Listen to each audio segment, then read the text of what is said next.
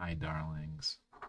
Uh, it's my it's February 27th today. It's another diary entry.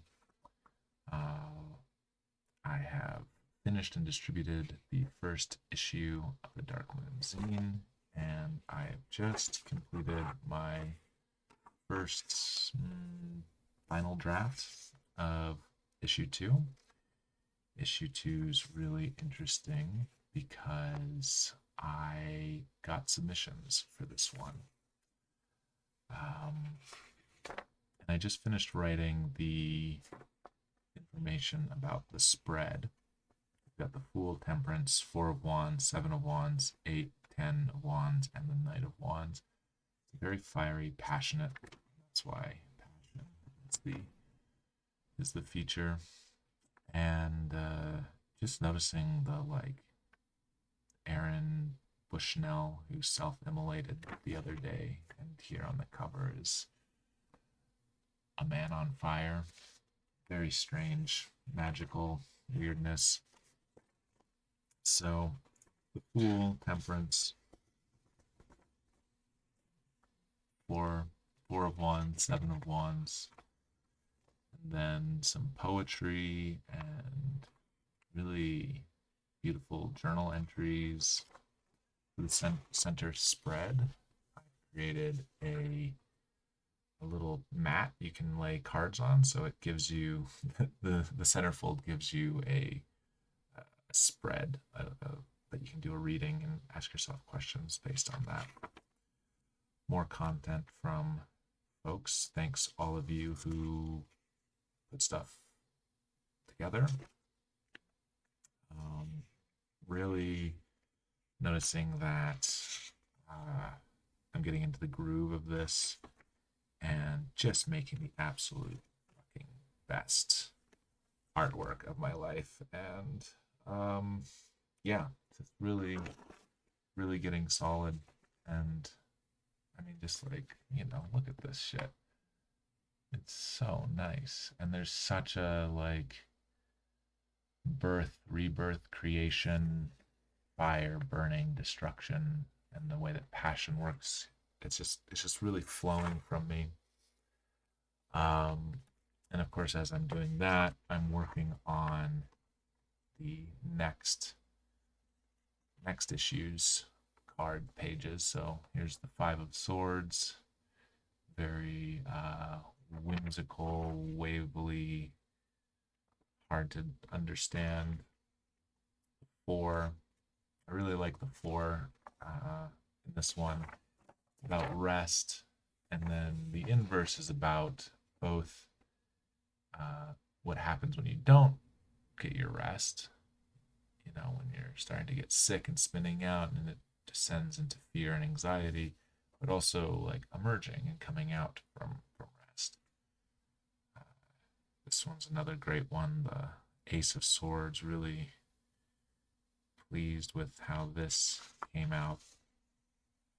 So all of these are just,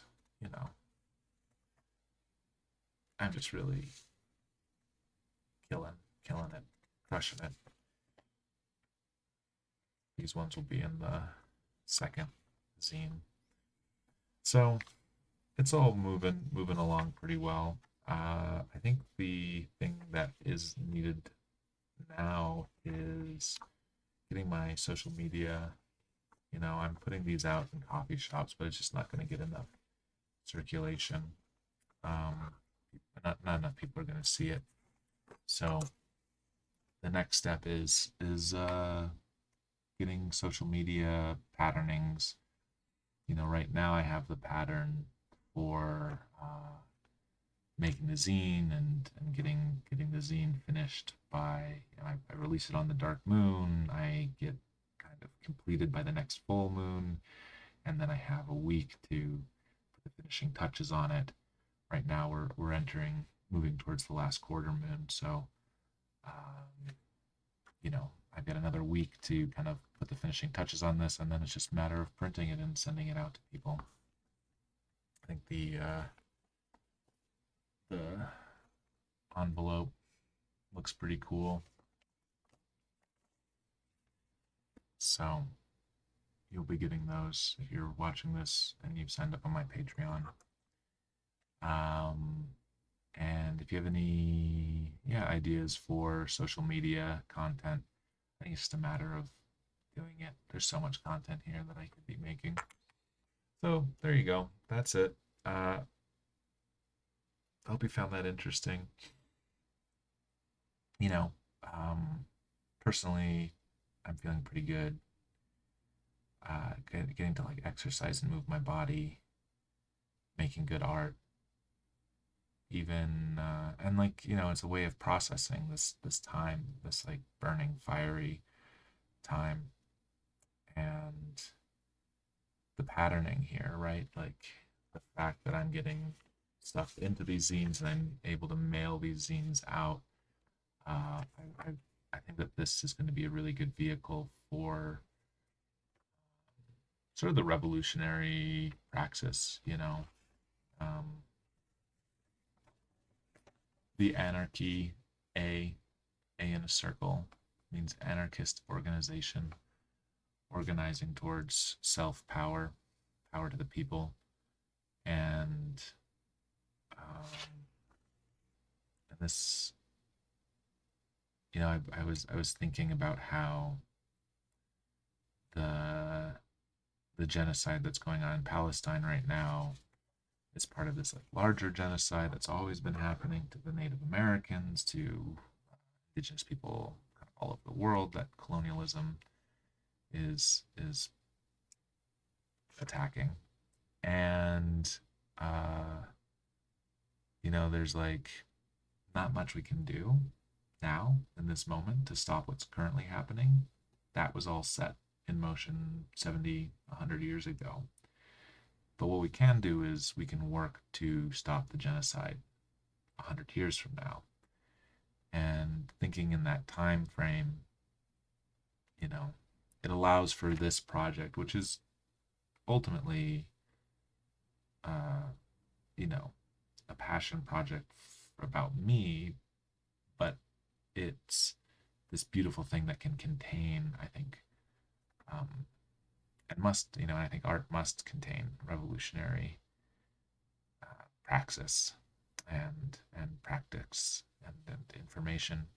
So all that's to say, I want to get your revolutionary ideas out. Uh, being passionate and loving and having your heart broken and feeling is a first step. So it's all coming together in this way that makes sense, that is sort of unplanned. And it's kind of neat and scary. I mean, it's scary. The like I can really see how this work into the esoteric can certainly end up,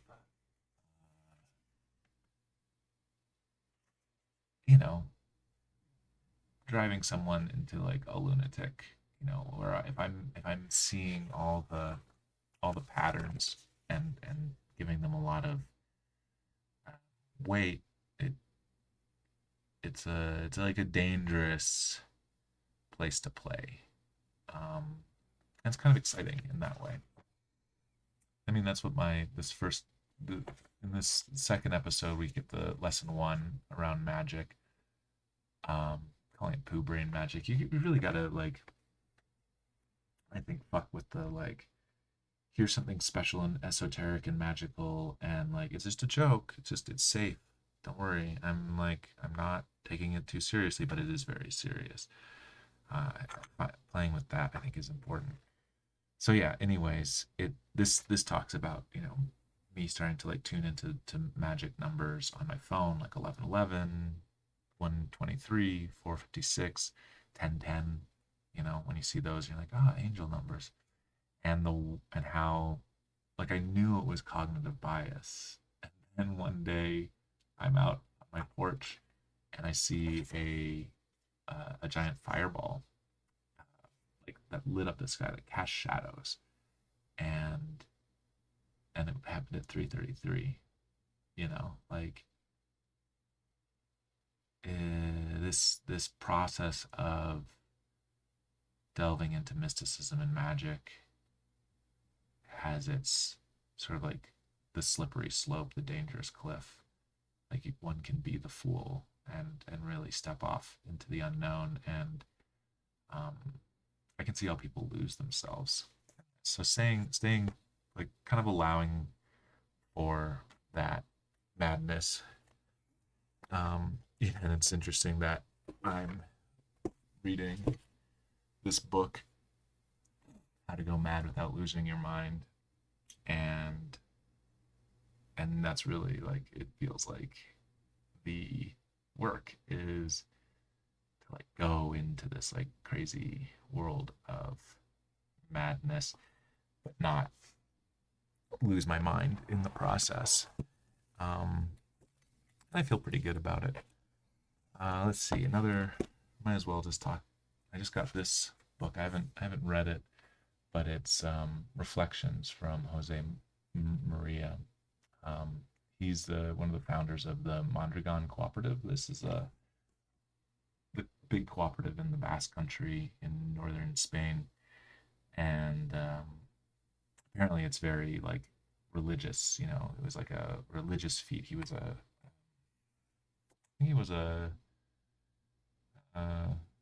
religious man, probably Catholic. You know, and um, that they, that like to start the cooperatives, to start the different world, we do need, to be thinking about this stuff in more magical terms.